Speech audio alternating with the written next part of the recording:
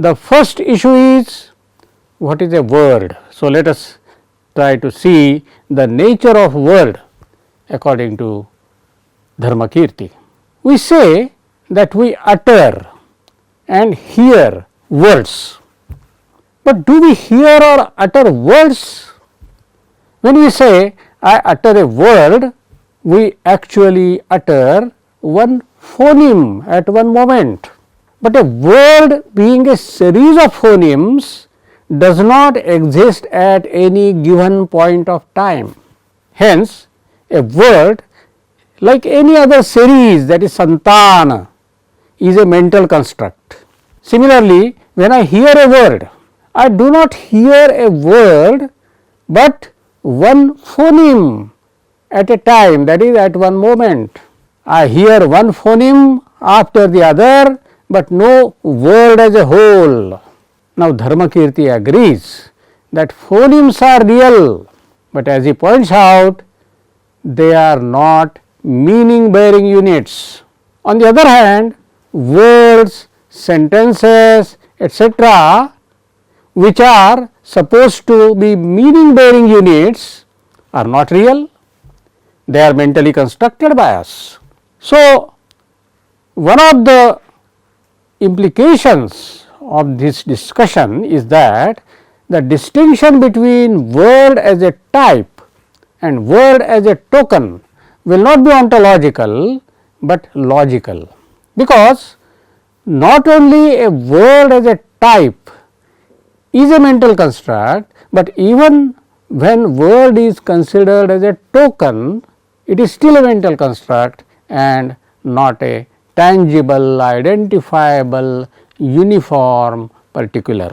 Here a question can be asked, if word is not a real entity, how can a word mean anything at all?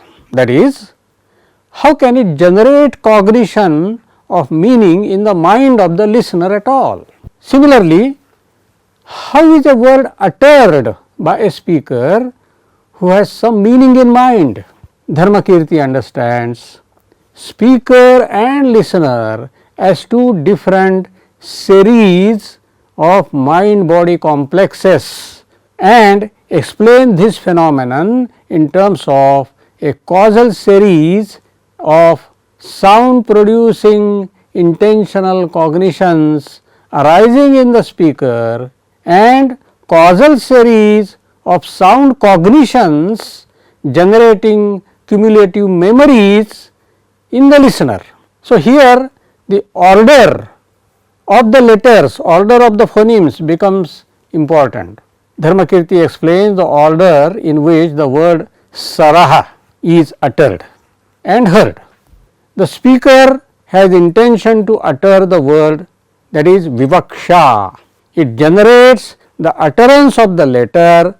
Now, in saraha you have first s, then a, then r, then a, and then ha, that is visarga. So, first s is uttered, then at the next moment a is uttered, then at the next moment r is uttered, and at the next moment a is uttered, and then ultimately at the end h is uttered, that is the visarga is uttered. The series of cognitions of these letters arises in the mind of the hearer in the same order. This causal order is called anupurvi, which makes difference to the words, because saraha and rasaha are two different words. So, order of pronouncing the letters becomes very important.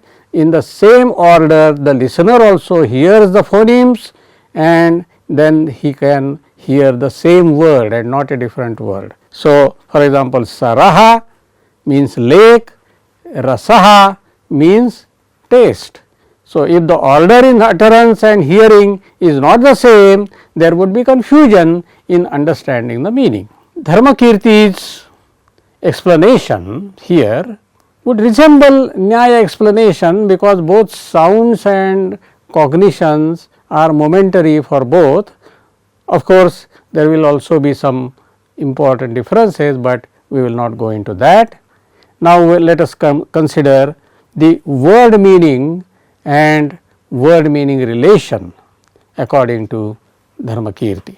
Now, coming to the question of word meaning, we have already seen that words are about universals and not particulars according to the Buddhists. Naturally, universals being mental constructs, words are also supposed to express mental constructs as their meanings. Now, if words and meanings both are mental constructs, the relation between them cannot be natural or mind independent. So, Buddhists hold that the so called word meaning relation is due to convention, which is rooted in human desire to speak, that is vivaksha. Dharmakirti makes this point while responding to the Purva Mimamsa approach that words, meanings and word meaning relations are person independent, that is apaurusheya, natural and eternal. Dharmakirti insists that word meaning relation is person dependent, paurusheya. The above account of word meaning relation is incomplete, because when we use words for producing sentences and making statements, we are not just interested in producing ideas and thoughts in the mind of the other person, but we are interested in dealing with the real object out there and saying something true or false about that real object. So, the question is, how are words related to the world of real objects? One straight answer that the Buddhists would give is that actually there is no relation, but this is one side of the story. The other side can be spelt out in the following ways. 1. It is well known that Dingnag and Dharmakirti liken language with inference. Now, inference is supposed to have two kinds of objects, the object of grasping, that is grahya, and the object of determination, that is adhyavaseya. For instance, the inference of fire from smoke has universal fire as its object of grasping, but the fire particular as its object of determination.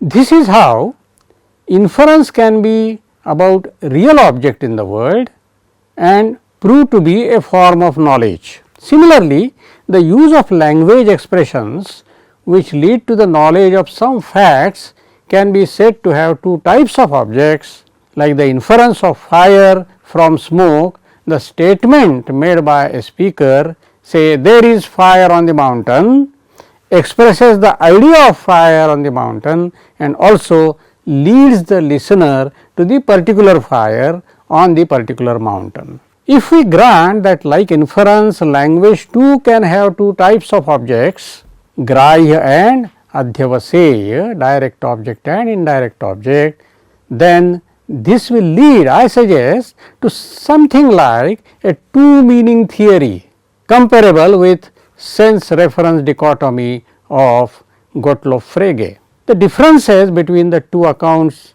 are of course mainly ontological. For instance, Frege's senses, what Frege calls sense, is non-spatio-temporal entity, whereas the mental constructs of Buddhists do not have any such ontological status. Secondly, we can say that the account that we have given, that a word has universal as its direct object and particular as its indirect object. Now, here a question can be raised as to what kind of indirect relation a word can have with a particular. In what way can a word be about an object? Dingnaga and Dharmakirti their answer seems to be that though a word cannot relate itself with a real object in a positive way, it relates itself with the object in a negative way. And this is where the doctrine of apoha, that is exclusion, becomes relevant.